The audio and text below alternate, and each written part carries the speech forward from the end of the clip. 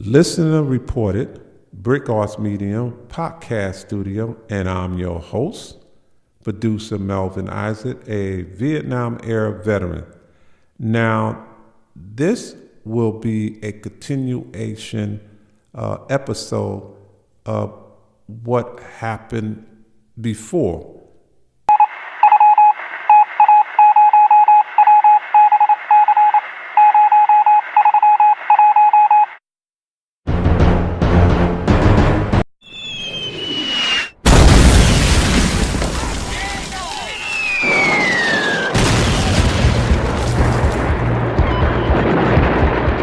It was just chaos.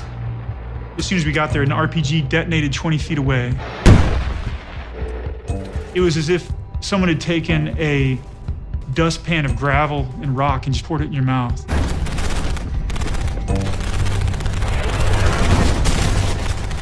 I got one right in the chest, right in the center. I'd go back. In a New York minute, I would go right back because I was comfortable there. We had bombs going off and IEDs going off and all that stuff, and I was focused. The experience of a French soldier in Napoleon's army is no different than the experience of a Marine today. The terror, the exhilaration that soldiers feel in combat, it's been part of war since the first humans. War is heroic, it's scary, it's horrifying. There's courage and loyalty and brotherhood and sisterhood and all these things that have made humans human for a very long time. We like to think that war is an aberration, but there's scarcely been a culture or a time when we've not been at war. It's universal. We try really hard to keep combat at a distance. But when we talk about war, we're talking about what it means to be human.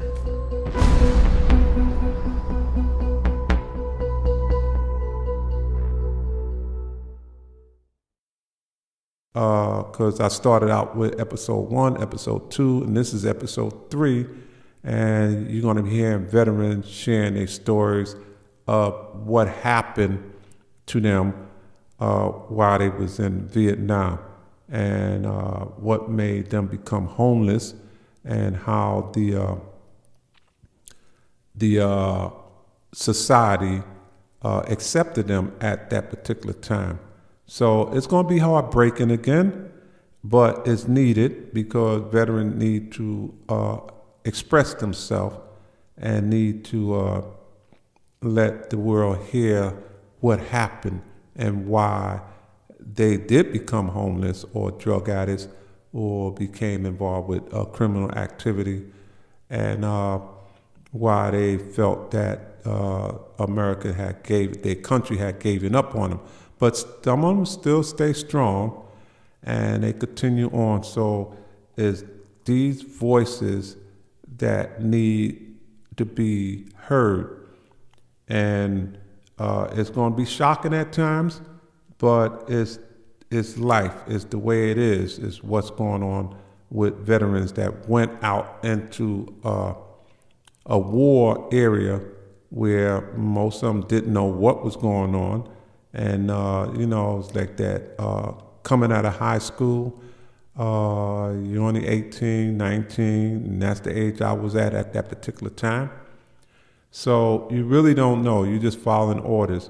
But what happened to you when you did go there and came back?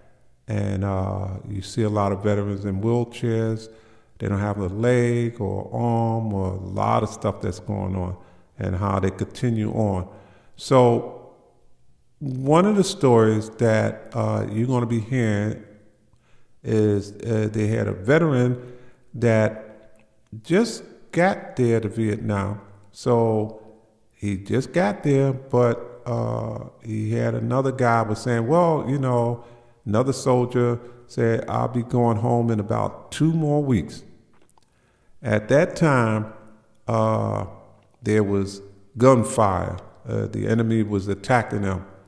And I want to share this story with you because you're going to find out what happened to the guy that only had 2 weeks and how it affect the one that just got there.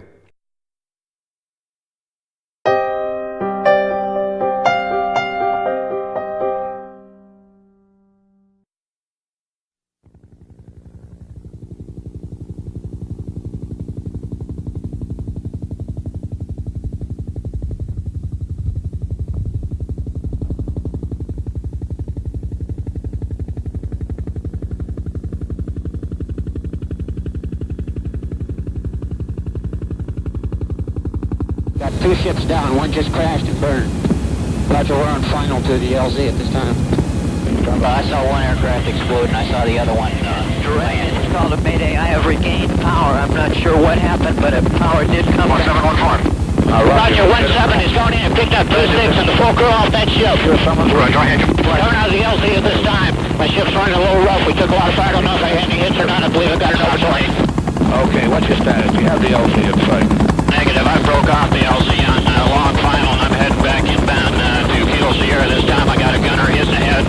Some of the troops hit and the aircraft hit pretty hard and I was losing fuel, but it stopped losing the fuel now, so I'm just heading back into Kilo Sierra. Okay, who have you designated as your... Get him out of that LZ. Get out of that LZ. As soon as that first wave of choppers come in, we headed for the tree line and we started getting fire from the other side. And then to drop into an LZ and being fired up on probably being my age at 18 or 19 years old, I mean, it was petrifying. It's organized chaos. If you are taking fire and if you are hit, you attempt to land in the LZ. That's where your protection is. And the chop pilots were just pushing us all the time. When I'm down there, you guys get off here as soon as you can. And so we jumped off and boy, he was out of there. When you're under duress, especially the first time you're under fire, it's frightening, very frightening, especially when you don't see the enemy. You didn't know who your enemy was at any time. There was no safe area. We went through a lot of stuff over there that people didn't know about because it wasn't allowed on the 6 o'clock news. Yes, drugs were used in Vietnam, and so was alcohol. It was very rich with drugs, the whole country. And I think that was just a sign of the times. It probably was happening back here. Obviously more drug usage with more sophisticated type of drugs. You saw people next to you being injured or killed, and I think everybody, even nowadays, human nature is, it happens to the next guy. It won't happen to me. But losing a fellow soldier, a friend, a brother, a loved one, it hurts. We did the best we could. We gave it our all while we were over there, and I want everybody to know that. Being in the military and coming out of the military, now I see the flag of the United States, and I'm proud. I'm real proud of that flag. But I can stand up and salute the flag and say, it's mine. I helped fight for that flag. You know, it's like when we came back, I was on aboard ship. We were coming underneath the Golden Gate Bridge, and they were throwing garbage on us. Welcome home.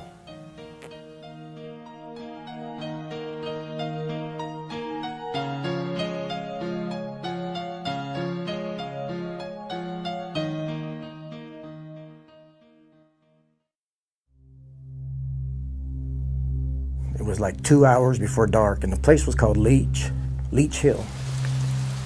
And a guy came up to me and said, "Hey, Cherry," he calls cherries. Until you make your first kill.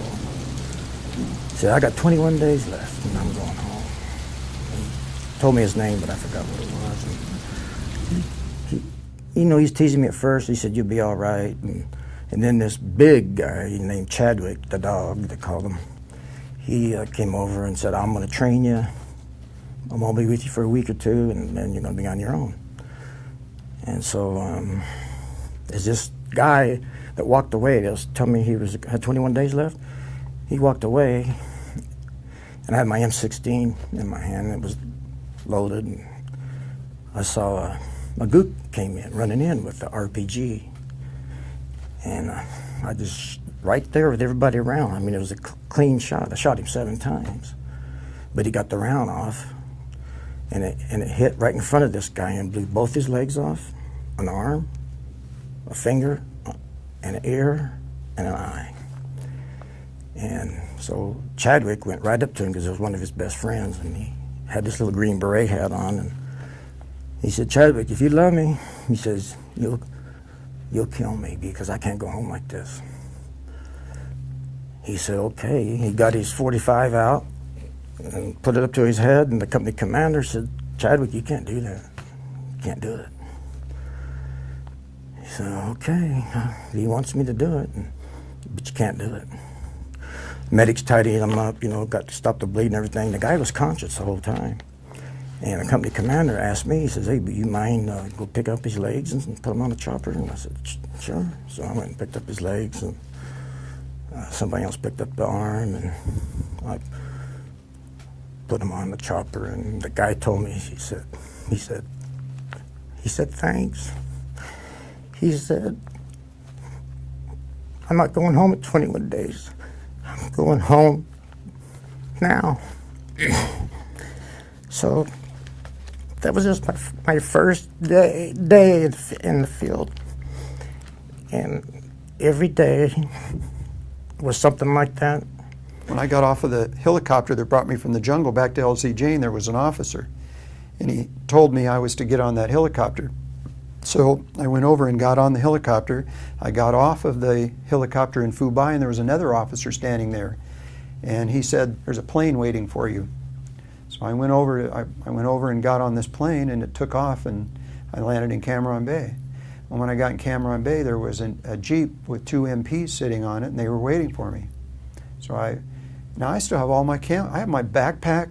I'm ready for battle. I mean, I haven't turned anything in or given anybody anything. I'm ready for battle. And the MPs put me in the Jeep and said, let's get something to eat, and we'll take you over to the company commander after a while. So I went to a mess hall. This is the first time in 6 months that I'd had hot food on a table. And I went through, and this was the time that I knew I was not well. This was that defining moment that I knew that I had turned into an animal. I went through this line with all my combat stuff on, watching as these guys would scoop this food out and put it on my plate. Everybody in the place was spit, shine, and polished. It was an MP unit. They were all looking good, except me. And I remember looking at the guy who had put some mashed potatoes on my plate, and when he put this spoonful on my plate and told me to move on. And I remember when I looked at him, he didn't say anything. He just picked up the spoon and gave me some more, and he said, do you want more? I didn't have to say anything to him. I don't know what was in my eyes, but I visibly saw him scared. Now I'm at a table, and I have every cold drink they make. I have Kool-Aid and milk and cold water and sodas, and I had everything in front of me, and I had this giant plate of food.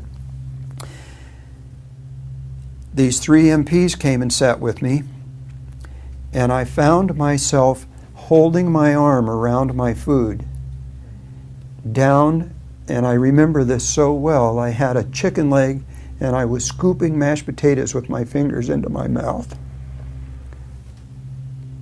And there was nobody in this place talking.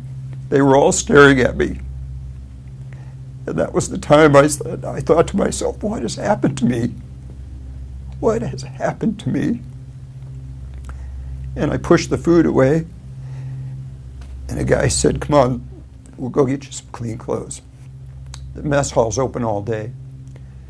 So he took me over to the shower place, and he went and got some clean clothes for me, and I showered, and I used the entire bar of soap, and I washed my hair, and all the shampoo I used all the shampoo, and I had hot water, and I just stood there trying to rationalize what has happened to me.